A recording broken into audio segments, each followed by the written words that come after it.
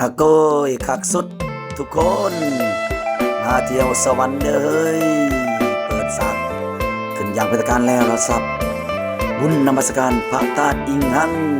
ประจำปี 2025อย่าลืมมาเที่ยวสวรรค์เขตกันหลายๆเด้อทุกคนแขกไปไทยมาเนาะแขกดาวท่าวต่างเมืองเซินเด้อทุกท่านมาเยี่ยมยามสวรรค์เขตบอกเลยว่าม่วนคักกระบวนยังน้อยนี่กระบวนบุญบังไพ่บ้านเพิ่นซิมโอ้ถูกงามเนาะมาเด้อมาเที่ยวสวรรค์เด้อเฮ้ยมื้อใดบุญบ้านพลซิมบุญบังไพ่นี่ปีใด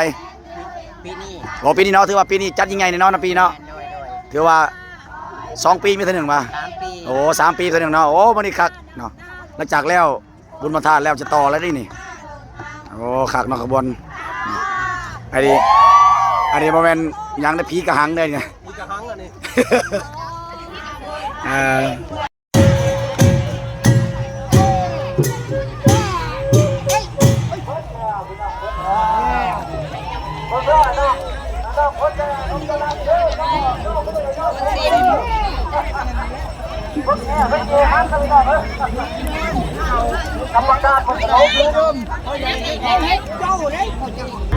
โอ้ยผู้สาวจะป้ายก็งามแท้